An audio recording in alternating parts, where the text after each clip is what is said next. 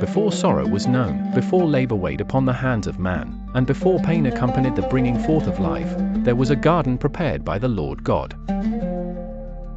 In that place, order and peace were not learned, but given, obedience was not tested, but assumed, and death had no name. The story that follows is the account of how this state was broken. It is the telling of a single transgression whose echo passed into all generations, the moment when trust gave way to desire, when a voice other than God's was heeded, and when knowledge was taken before its time. It speaks of the woman who listened, the man who followed, and the serpent who spoke with craft. Here are recorded the words that were spoken in Eden, the temptation that unfolded beneath a tree, the choice that altered the course of creation, and the judgments that reshaped the destiny of humankind. It tells why the ground was cursed, why bread is earned by sweat, why birth is bound to suffering, and why the way back to the garden was sealed by fire and guarded by angels. This is not the story of a garden lost by accident, but of a boundary crossed by will. And from that crossing, the world as it is now began. Now the Lord God had planted a garden eastward, in Eden, and there he placed the man whom he had formed.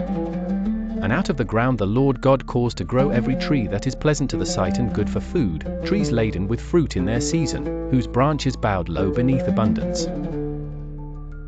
And in the midst of the garden stood the tree of life, and also the tree of the knowledge of good and evil. And the Lord God took the man and set him in the garden of Eden, to tend it and to keep it. And the Lord God commanded the man, saying, From every tree of the garden you may surely eat. But from the tree of the knowledge of good and evil you shall not eat, for in the day that you eat of it, you shall surely die. The man received these words, not as burden, but as order woven into the fabric of the world. For in those days, obedience was not struggle, and trust was not questioned. And the Lord God said, It is not good that the man should be alone. So he caused a deep sleep to fall upon Adam, and while he slept, he took one of his ribs and closed up the flesh in its place. And from the rib the Lord God formed the woman, and he brought her to the man. And Adam said, This at last is bone of my bones and flesh of my flesh, she shall be called woman, for she was taken out of man. And the man and the woman were both naked, and they were not ashamed. For they knew no division within themselves, nor between one another. Their thoughts were unclouded, their desires unconflicted. The garden answered to them, and they answered to God. Morning came without dread, and evening without fear. But among the creatures of the field, there was one more subtle than the rest. The serpent was crafty beyond measure, observant, patient. He moved not as the lion with force, nor as the bird with haste, but with deliberation. His eyes missed nothing. His tongue spoke not to command, but to unsettle. And it came to pass that the woman was alone near the tree that stood in the midst of the garden. The serpent said to the woman, Has God truly said, You shall not eat from any tree of the garden? And the woman answered the serpent, We may eat of the fruit of the trees of the garden.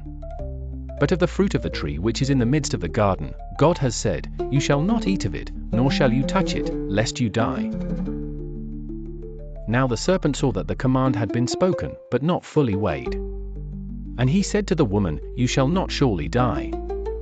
For God knows that in the day you eat of it, your eyes will be opened, and you will be like God, knowing good and evil. And she gave also to her husband who was with her, and he ate.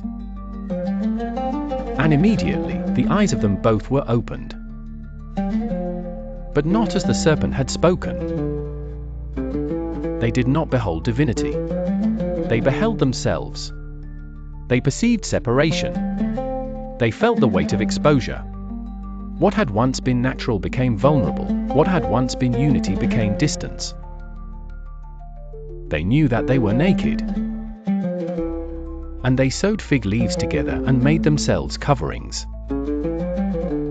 For the first time, they desired to hide, not from the garden, but from one another, and from God. And they heard the sound of the Lord God walking in the garden in the cool of the day. And the man and his wife hid themselves among the trees of the garden. And the Lord God called to the man, and said, "Where are you?" And the man answered, "I heard the sound of you in the garden, and I was afraid, because I was naked, and I hid myself." And God said, "Who told you that you were naked? Have you eaten from the tree of which I commanded you that you should not eat?" And the man said, "The woman whom you gave to be with me, she gave me fruit from the tree, and I ate." And the Lord God said to the woman, "What is this that you have done?" And the woman said, "The serpent deceived me, and I ate."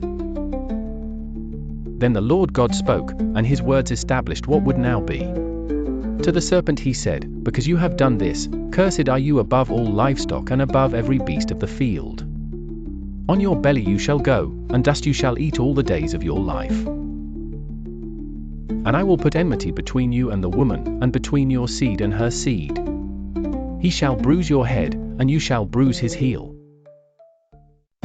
Thus ends the account of Eden, of the garden that was planted, the command that was given, and the choice that reshaped the course of all who came after.